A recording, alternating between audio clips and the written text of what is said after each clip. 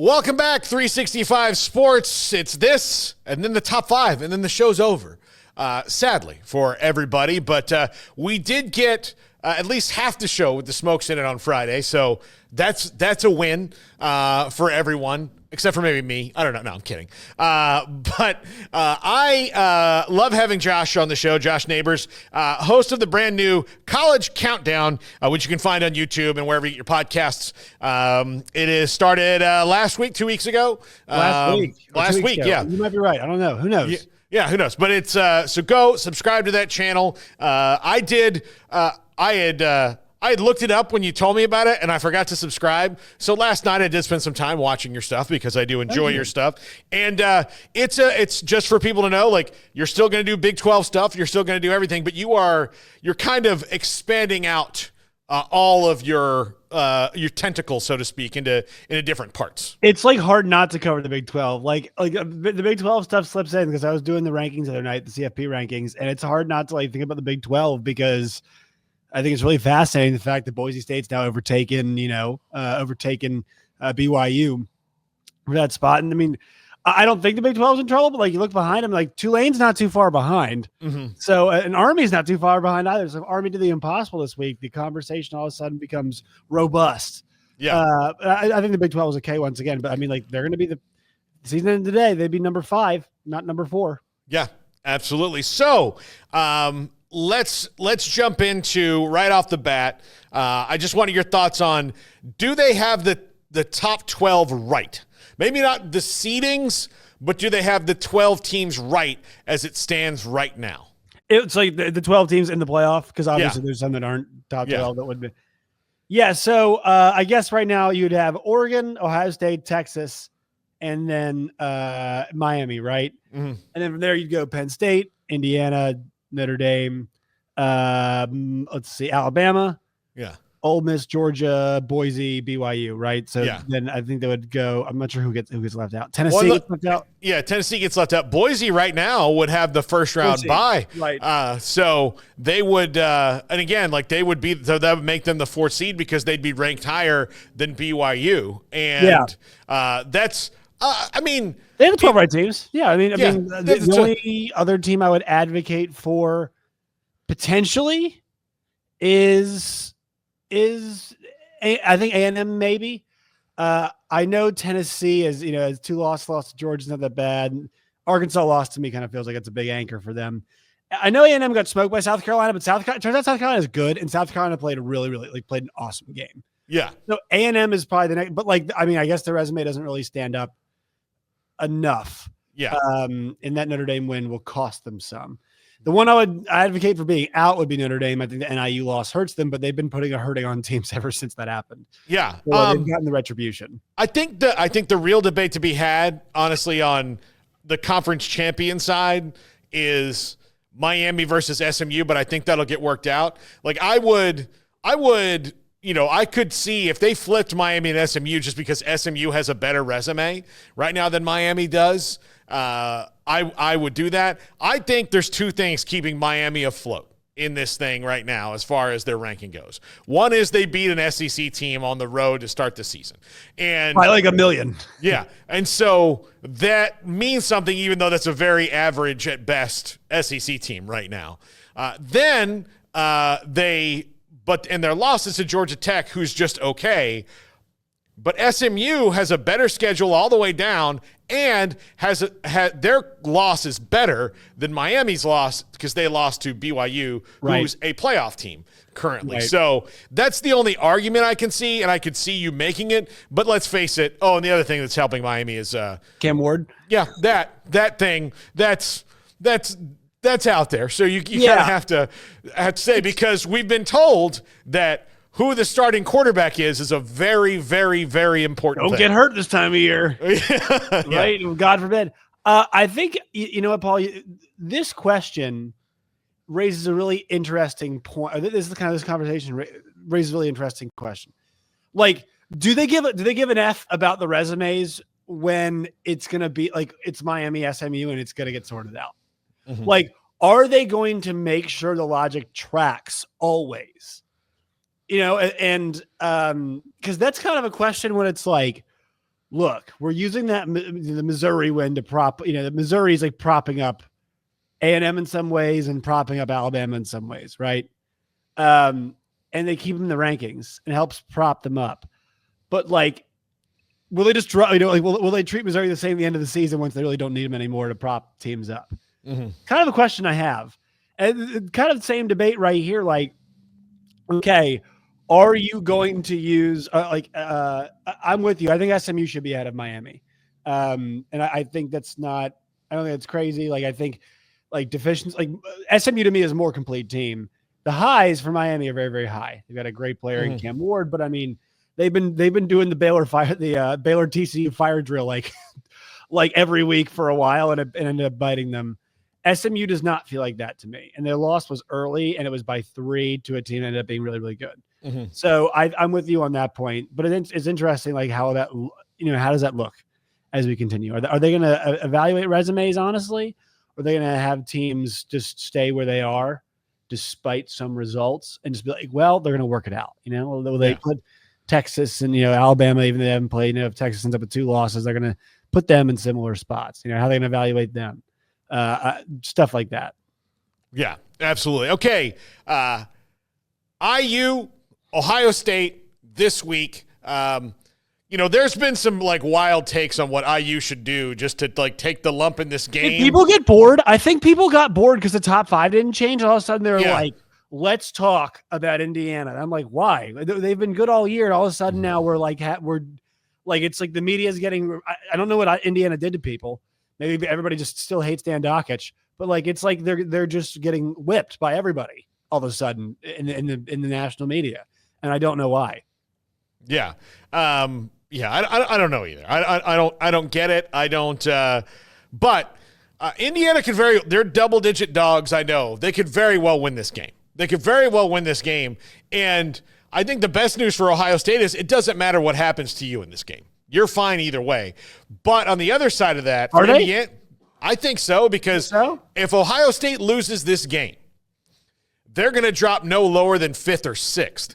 And their losses will be to the number 1 and likely number 2 teams in the country, because those 2 teams will be 11-0 and playing in the Big Ten championship game, and they'll have a win over what will potentially be the number 3 or 4 team in the country.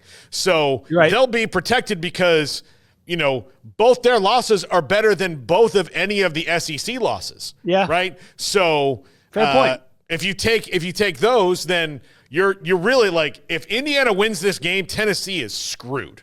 And Ole Miss is maybe now behind it a little bit too, because they've got the Kentucky loss. Yeah, I just wouldn't love it if Indiana goes into Ohio State and beats them. Yeah. So I guess the general concept, but like once again, Indiana's good. So, I mean, no, I think you're right. That's a good point. I really hadn't thought about, Ohio State's station and all of this up until you brought it up.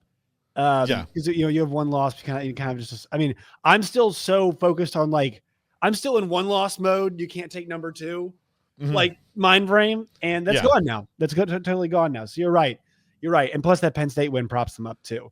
So it's good. It's a really good win to have. Yeah. I guess they're fine. Yeah. Indiana. I mean, but like if Indiana loses by 10, they should be in. Or do you agree with that? I think we should apply the same logic to the loser of this game. Yeah. Look, so Indiana's resume would be exactly the same as Penn State's. So you're going to put Penn State in and not Indiana? Right. Why? Because I mean, like the resume is exactly the same. They both had middling non-con opponents at best. They they didn't beat anybody of note. They both beat everybody badly besides Michigan. Yeah. And look, Penn State has if you have an ugly win on it, like Bowling Green took them down to the wire in that game. So, they both have honestly, you would be what's the thing from The Office where Creed, I told him to pick out the differences in these pictures and they're both the same. That's what the committee would be doing. They'd be Creed looking at these 2 pictures going, all right, but they're both the same. They're both the absolute same. One's got a pretty lion next to it, and we like the pretty lion because a pretty lion we've seen a whole lot before, right? Mm-hmm. It's kind of what happens in a lot of these situations where it's like Texas. You put up Texas' resume, it's not who's Texas' best win? And, so I think Penn State's going to get the benefit of the doubt because the logo. But you're right. I agree with you on this one. Yeah, no. So, I mean, they're there. All right. We are now to where coaches would normally getting fired, and some of them are. Most of them are coordinators, but the jobs we've seen open are Charlotte and East Carolina and, all that. Is there going to be a P4 opening this year? I think if there is, it's only because, let's say, Lincoln Riley gets, swayed by, the Bears or something to come and coach Caleb, which I don't think is going to happen. Or Neil Brown, like they pull the plug on that at West Virginia, but due to the house settlement coming up and they don't know financial things there, and the fact that, who you going to get right now? So, who's out there? You'd have to poach, and I don't think there's a lot of poaching to be done. So I think you made a good point about Neil Brown. Did you hear the interview, by the way? The interview he did at his coach's show where he was he kind of went off on a fan who called. Yeah. And two things here. Number one, they're not having the worst season. They're not having a season from hell. But number two, they are having a disappointing season. They should look better than they do. But I think for Big 12 and ACC schools, with the financial stuff looming, this is where you kind of play it close to the vest, and you kind of just go, okay, we'll track, we'll not make a move though. That's what I would be doing. Mm-hmm. If you're a Big 10 or SEC school, you're a bit more insulated from it because you have so much money. And also, I think because there's going to be so few job openings, let's just say Mike Locksley at Maryland. Right, let's just say they get tired of Mike Locksley and they're like, this season's been a disaster. Let's say he loses the last two of the games or loses to the last one of the last two. They end up being 5-7 or 4-8 or 5, whatever it is, 5-7, 4-8. So they're like, no, they're a Big 10 school though, and you're going to be the only power conference opening, and you're in a place like Maryland where you got the DMV, right? Got easy access to the South, it's right there. Northeast, kids aren't too far from home. We're going to go into Pennsylvania and go get kids, right? Which isn't that kind of, Maryland, Virginia, DC is a really good recruiting area. There have been a lot of really good, especially quarterbacks come from there. And then obviously Virginia, the beach had a bunch of good kids, and, going down to the Carolinas, there's fertile recruiting ground in those areas. And they're gonna have a lot of money, and they've got some really rich boosters there. So that could be a job I think comes open. I think, Arkansas should consider the same thing. Let's see how these last two games go. But if you don't look good against Louisiana Tech and you win the game still, and then you get housed by Missouri again, and Missouri handles you, which they always do, maybe you think about it because you'll be the only opening, right? Yeah. And I'm not sure about you, Paul, but I'm actually not a huge believer in you have to have the guy picked out. You have a list. But you don't have to Arkansas does not need to know, okay, for sure we have to go and get Jeff Miller. Okay, we have to go get Summerall. I think the whole thing about my whole problem with Sam Pittman living in Arkansas and covering the team is I always ask people, what does Arkansas do well? Nothing. And what's their identity? They don't have one. And we're in year number 5. And if that's the case for your program, then pull the trigger on it. Or if you're maybe Wisconsin, I don't think they will, but it's hey, we've tried the identity thing and it's not working out at all, and we need to change. Yeah. I think there's two ways to look at it. And so I think you might have an opportunity this year because there'll be so few openings. I think there will be an opening. I don't think there's going to be a firing right now. Mm-hmm. Yeah. I somebody's going to leave. That's what's going to happen. Kyle Whittingham might retire. I think he's really. But then they already have their guy, right? Morgan Scalley's taken over. So, I think it's going to be the lamest coach. And that's probably it's actually probably not a bad thing. No, it's probably not a bad thing because I think coaches are fired too much. I think sometimes you need to. Plus, especially with the fact that Jimmy Sexton basically owns every AD, he owns he only has one loss. I'll tell you right now. He has one loss, and it's Art Briles. And that's because, they made a PR mistake that, hey, we need to sit down and do an interview. Okay, who are we going to sit him down with? Rinaldi. No. Right. No. You don't sit him down with the best interviewer. You sit him down with the worst. Yeah, you want state-run media. Yeah, exactly. You do not get like the best guy at doing interviews. You don't do that one. So yeah, I would pair him up with like one of the interns in the athletic department, like make him into like a media guy, like, you know, does like the bonus content on your TV feed, or like the person who calls the home games on ESPN Plus for basketball, like that person. You know what I mean? Yeah, absolutely. Yeah. So, Josh, last thing. Who is your Big 12 champ right now? Who's going to win it? Yikes. Colorado. Okay. Colorado. Yeah. All right. Yeah, I mean, like they've worked out they've got the best two players in the league, and they've worked out how to use them. Yeah. They certainly have. And they have overcome their deficiencies. They just know they're like, I mean, they've got the guy who, like, I'm kind of over the point now where I'm like, okay, Shedeur Sanders would be a good quarterback in a lot of classes. Like, it's not just a weak class. He's number one here, and he'd have a fighting chance to be number one in a lot of classes. Yes, he absolutely he's amazing. He's amazing. Yeah, he like the top two picks in the draft are likely him and Travis Hunter. Like, it's likely them. Now, what happens when those guys are gone remains to be seen. Right. But they've got the defense pretty much fixed. Like, really. As much as it can be, yes. As fixed as it can be. Yeah. They don't just get gashed anymore. Now, the offensive line is still, outside of Jordan Seaton, tragic, but they figured it out. Like, you know, get the ball out quick. You've got guys who can run like deer and do it. Josh Neighbors, College Countdown. Look him up.